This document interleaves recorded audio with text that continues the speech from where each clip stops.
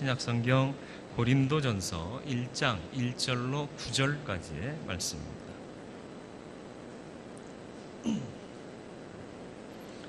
고린도전서 1장 1절로 9절까지 말씀 봉독해 드리겠습니다. 하나님의 뜻을 따라 그리스도 예수의 사도로 부르심을 받은 바울과 형제 소수데네는 고린도에 있는 하나님의 교회 곧 그리스도 예수 안에서 거룩하여지고 성도라 부르심을 받은 자들과 또 각처에서 우리 주 곧 그들과 우리의 주 되신 예수 그리스도의 이름을 부르는 모든 자들에게 하나님 우리 아버지와 주 예수 그리스도로부터 은혜와 평강이 있기를 원하노라. 그리스도 예수 안에서 너희에게 주신 하나님의 은혜로 말미암아 내가 너희를 위하여 항상 하나님께 감사하노니 이는 너희가 그 안에서 모든 일 곧 모든 언변과 모든 지식에 풍족함으로 그리스도의 증거가 너희 중에 견고하게 되어 너희가 모든 은사에 부족함이 없이 우리 주 예수 그리스도의 나타나심을 기다림이라. 주께서 너희를 우리 주 예수 그리스도의 날에 책망할 것이 없는 자로 끝까지 견고하게 하시리라. 너희를 불러 그의 아들 예수 그리스도 우리 주와 더불어 교제하게 하시는 하나님은 미쁘시도다. 아멘. 오늘도 주 안에 서는 삶을 살고 은혜로 살기를 소원하여 주의 말씀을 듣고자 이 자리에 섰사오니 주님께서 말씀하여 주사 주 뜻을 알고 그 뜻 들은 대로 순종하는 청종하는 성도 되게 하여 주시어서 세상을 이길 넉넉한 힘을 얻게 하시며 또 삶이 간증되고 주의 영광 나타내는 온전한 삶이 될 수 있도록 인도하여 주옵소서. 듣게 하시고 들은 말씀 붙잡게 하시고 그 뜻대로 살게 하여 주옵소서. 성령께서 임하여 주셔서 역사하시기를 예수 그리스도의 이름으로 기도드리옵나이다. 아멘. 고린도 교회는 우리가 잘 알다시피 갈등과 문제가 있었고요. 또 갈등만 있었던 게 아니라 이방 신앙이 스며들어 왔고요. 또 윤리적인 문제들이 그 안에 문제로 부각되고 있었던 교회입니다. 교회를 세운 바울의 마음, 물론 하나님께서 세우셨지만 그 일을 감당했던 바울의 마음으로는 참 안타깝기 그지없고 속상하기 그지없었을 겁니다. 그런 고린도 교회에 편지를 보내게 돼 있었어요. 편지를 보내고 있는 겁니다. 여러분 같으면 그런 소식을 듣고 그 교회 편지를 보낼 때 어떻게 이야기를 풀어가시겠어요? 야, 내가 너희들한테 전한 게 그것밖에 안 되냐? 이렇게 표출을 하시겠습니까? 오늘 읽은 1절로부터 9절 말씀이요, 고린도 전서의 서언 중에서 서두에 속한 부분인데요, 그 어디에도 책망하는 내용이 보이질 않습니다. 축복하고 칭찬하고 격려하는 그런 말씀밖에 없어요. 왜냐하면 이게 바른 모습이다. 너희가 이런 모습 갖고 있지 않느냐, 이걸 돌이켜 깨우쳐 주는 거예요. 축복은 뭐예요? 여러분, 축복은 아무 의미 없이 던져주는 너 잘 되라의 이야기가 아닙니다. 너는 이렇게 귀한 자에게 이 복을 받기에 합당하다.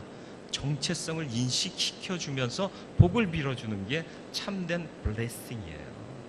무조건 잘 될 거다. 넌 딴짓해도 하나님이 책임져 주신다.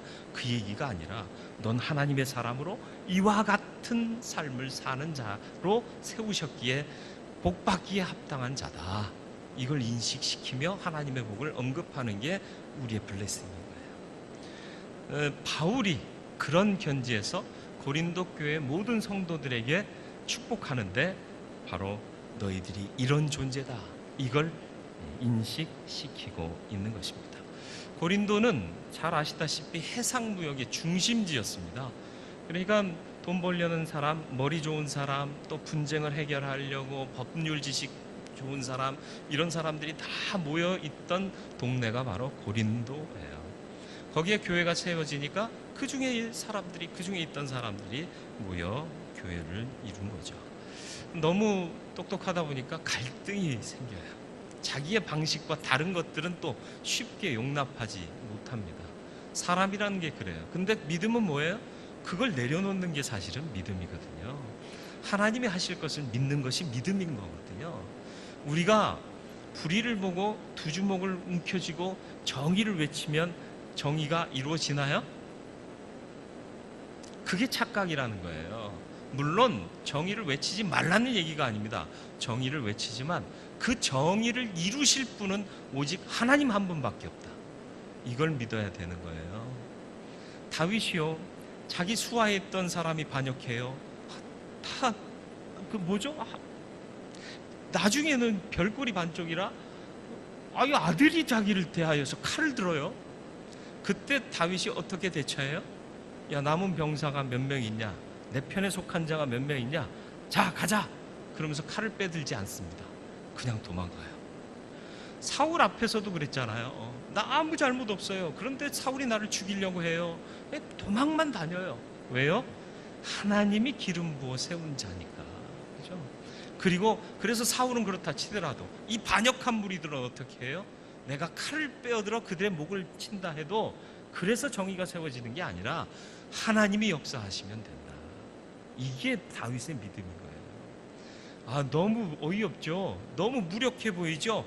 그런데 이게 가장 강력한 대응 방법이에요. 그래서 다윗이 나라를 잃어버렸나요? 다윗이 왕으로서의 권위와 채통을 잃어버렸나요? 전혀 그렇지 않다는 거죠. 바울의 경우도 마찬가지입니다. 자기가 감옥에 갇혀 있을 때 대적하던 자들이, 경쟁에 있던 사람들이 야 봐라, 바울이 뭐 제대로 전했으면 저렇게 갇혔겠냐 그러면서 비난하면서 우리가 전한다 하면서 기득권을, 복음의 기득권을 잡으니까 제자들이 답답한 마음에 바울에게 얘기하는데 바울은 뭐라고요? 전해지는 게 그리스도면 난 그걸로 기뻐하고 기뻐하겠다. 이게 뭐예요? 하나님 중심의 생각입니다. 여러분, 우리가 혈기를 부린다고 하나님의 정의가 이루어지는 것 아닙니다. 하나님이 행하셔야 됩니다. 그러니까 우리는 정의를 갈망하면서 해야 될 일이 뭐냐? 간절한 기도입니다. 하나님이 역사하시기를. 고린도 교회 보면 목회자로서 그런 교회를 보면 여러분 어떤 마음이 들 것 같으세요? 놀고 있다, 이런 마음 들지 않았겠습니까? 그런데 바울은 그런 마음 없어요. 그런 마음을 배제합니다. 너희는 이렇게 존귀한 자고 축복받은 자들이다. 그리고 이래서 너희에게 축복이 있을 것이고 너희는 끝까지 견고하게 서 있어야 하는 존재들이다. 이걸 권면하고 축복하지 않습니까? 바울의 축복이 1절로부터 3절에 나옵니다. 먼저 그의 축복을 좀 집중해서 볼 필요가 있어요. 하나님의 뜻을 따라라는 표현이 나오죠. 그렇습니다. 바울의 생각에 항상 맨 앞에는 하나님이에요. 하나님의 뜻을 따라. 내가 지금 너희에게 권면하는 것도 하나님의 뜻을 따라 하는 것이고 내가 나된 것도 하나님의 뜻을 따라 된 것이다. 이게 바울의 정체성인 거예요.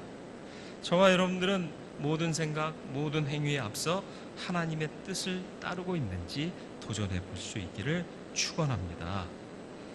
2절에 보면 또 고린도에 있는 하나님의 교회 곧 그리스도 예수 안에서 거룩하여지고 성도라 부르심을 받은 자들과 또 각처에서 우리 주 곧 그들과 우리 주 되신 예수 그리스도의 이름을 부르는 모든 자들에게 그랬습니다. 교회가 뭐예요? 건물이 아니에요. 교회는 성도와 예수 그리스도의 이름을 부르는 모든 자들이 교회인 거예요. 여러분은 하나님의 은혜가 넘치는 교회이십니까? 은혜가 넘치는 교회 되기를 바라고요. 성도라 부르심을 받는 자 되시기를 축원합니다. 야, 저게 성도냐? 그런 얘기 들으면 안 돼요. 예, 과연 성도구나. 이런 마음, 이런 남들이 이렇게 부르는 이야기들을 들어야 됩니다. 쉽지 않은 거예요, 성도로 살기가. 저와 여러분들이 주의 영광을 위해 힘쓰는 자로 설 수 있기를 바라고요. 주의 이름을 부른다는 게 뭐죠? 주의 이름을 부르는 자는 구원을 받는다 그랬는데 여기서도 고린도 교회가 하나님의 교회예요. 그 하나님의 교회가 성도와 주의 이름을 부르는 모든 자들이다 라고 표현했는데 주의 이름을 부른다는 게 뭐예요? 어린아이들이요, 누구한테 얻어맞아요. 그러면 어떻게 해요?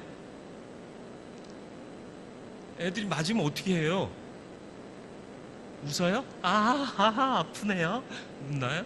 울잖아요. 울면서 누굴 찾아요? 네, 아빠 찾는 애들은 별로 없더라고. 아빠가 더 센데.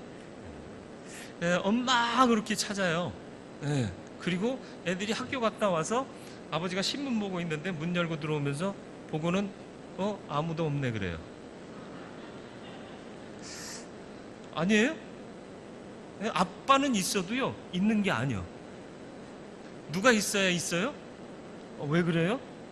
의지하고 나를 품어주실 분이고 내가 부탁하면 다 들어주시고 그런 존재가 엄마인 거예요. 그러니까 엄마를 부르는 거예요.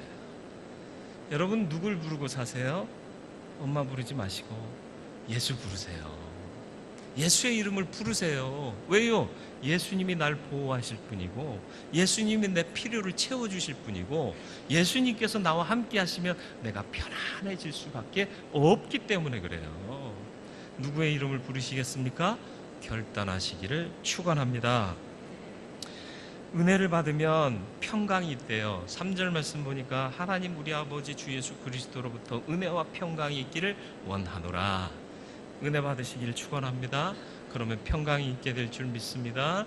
예, 은혜를 받은 자여 평안할지어다. 예, 마리아가 받았던 천사로부터의 수태고지의 메시지입니다. 은혜 받으면 거칠 만한 일도 평강으로 하나님께서 역사하십니다. 처녀가 잉태하는 게 평안한 일 아니잖아요. 그런데 은혜로 받으니까 아무 문제 없도록 하나님이 보호하시더라는 거죠. 당시 처녀가 애를 가지면 돌에 맞아 죽었습니다. 게다가 또 요셉이 가만히 끊으려고까지 했잖아요. 근데 그거 다 하나님이 막아주세요. 그리고 아들을 낳았더니 주님 약속하신 바대로 그 이름을 예수라 하고 그 예수가 세상의 평화를 임하게 하는 구원의 주로 그 사역을 감당하시게 되더라. 은혜 받으면 평강하게 돼요. 하나님이 지켜주십니다. 부담스러운 일이 있으세요? 은혜 받으세요. 그럼 하나님이 평강으로 역사해 주실 줄로 믿습니다. 무슨 일 하려는데 이거 너무 부담돼요?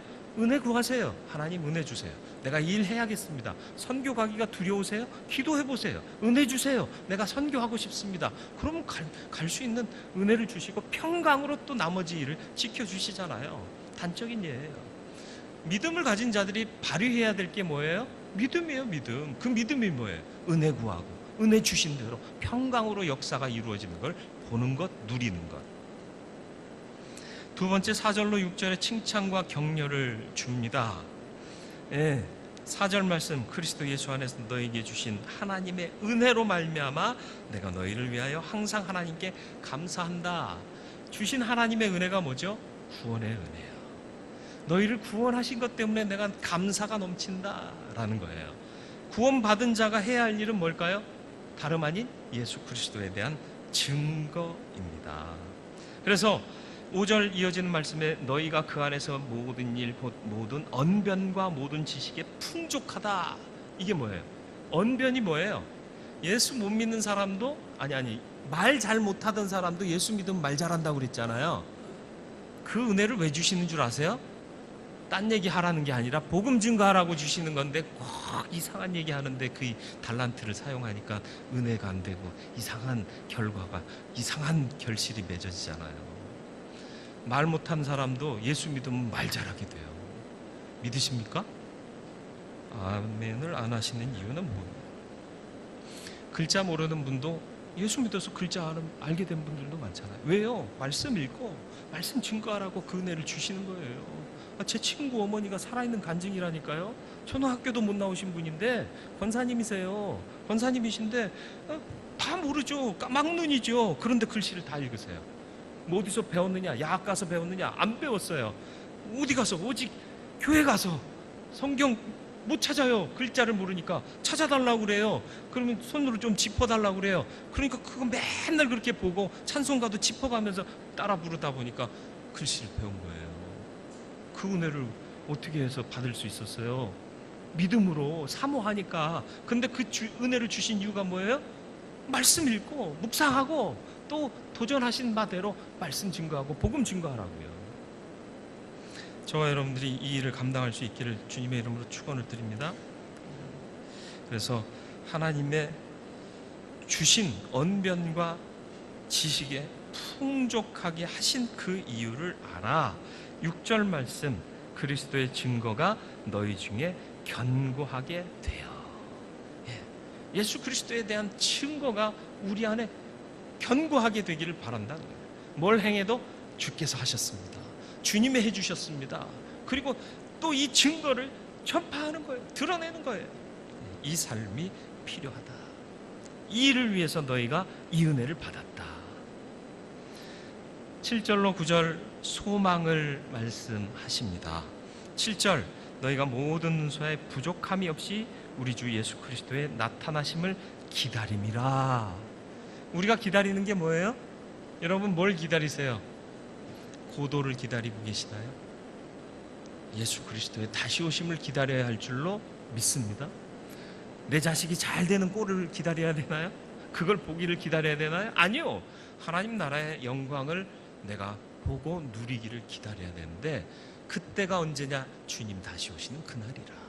그래서 예수의 오심을 기다리며 살아야 됩니다. 다른 기다림보다 이게 제일의 우선이 되어야 한다라는 것입니다. 그걸 기다리며 사는 자들은 모든 은사에 부족함이 없어서 나타나실 그날까지 우리의 온전한 믿음을 견고하게 지켜주시는 은혜를 받게 될 줄 믿습니다. 믿기 힘든 세상이고 헌신하기 힘든 세상이고 하나님의 일을 하기 힘든 세상이라고 늘 얘기하지만, 은혜 사모하고 그 믿음 지키는 자들은 하나님 은혜 안에 끝까지 견고하게 지켜주실 줄로 믿습니다. 8절 말씀, 주께서 너희를 우리 주 예수 그리스도의 날에 책망할 것 없는 자로 끝까지 견고하게 하시리라. 내가 견고하게 될 것이다가 아니라 견고하게 해 주실 것이다. 마지막으로 9절 말씀, 너희를 불러 그의 아들 예수 그리스도 우리 주와 더불어 교제하게 하시는 하나님은 미쁘시도다. 미쁘다는 게 뭐예요? 믿었다라는 얘기예요. 믿을만하다. 하나님 외엔 믿을 것이 없어요. 다 변해요. 하나님만 변하지 않으십니다. 그 믿음 갖고 견고하게 지키실 하나님을 믿고 의지하는 저와 여러분들의 삶이 될 때 하나님이 우리를 통하여 하나님의 영광을 나타내 주실 줄 믿습니다. 우리의 사명이 무엇인지, 우리의 받을 복이 무엇인지를 분명히 하시고 그 믿음 지켜 행하면 우리를 교회를 통하여서 하나님의 영광이 드러나게 될 줄 믿습니다. 은혜와 평강이 있는 복된 삶을 사시기를 축원합니다. 은혜면 됩니다. 안 될 것 같아도요, 은혜 구해서 하나님의 은혜를 주시면 평강으로 지켜주시고 아름다운 결과를 허락해 주십니다. 이렇게 시작하고 행할 수 있는 저와 여러분들 되기를 축원합니다. 정말 기가 막힌 분쟁의 소식이 들리고 윤리적인 문제와 이방신앙의 혼합된 모습들 때문에 속상하지만 바울은 그 심정을 토로하지 않습니다. 오히려 감사합니다. 그렇게 변화되는 거예요. 무조건 감사한 게 아니라 하나님이 지키실 것을 믿고 감사하고 블레싱 하는 거예요. 너희는 이런 존재다. 교회 안에 일하다 보면 갈등이 있을 수 있잖아요. 내 마음에 안 맞는 거 있을 수 있잖아요. 어떻게 하시면 되겠어요? 너 그러면 되겠냐가 아니라 하나님이 우리를 세우신 건 이런 일을 위한 것이다. 하나님이 은혜 주시면 될 줄 믿는다. 그러면서 오히려 감사하고 축복하시길 바랍니다. 그러면 아름답게 하나님께서 역사하셔서 변화시켜 주실 줄 믿습니다. 구원하신 게 감사할 이유 가장 중요한 첫 번째고요. 구원받았다면 복음의 진리를 증거하고 그 뜻을 알아가는 것이 마땅한 것입니다. 하나님의 뜻을 알면 우리의 삶에는 감사가 넘치게 되어 있습니다. 그런 믿음의 삶을 사실 수 있기를 바라고, 무엇보다도 다시 오실 주님을 기다리며 견고케 하시는 하나님의 미쁘심을 경험하는 저와 여러분들 되기를 주님의 이름으로 축원을 드립니다. 말씀 생각하며 기도하기를 원합니다.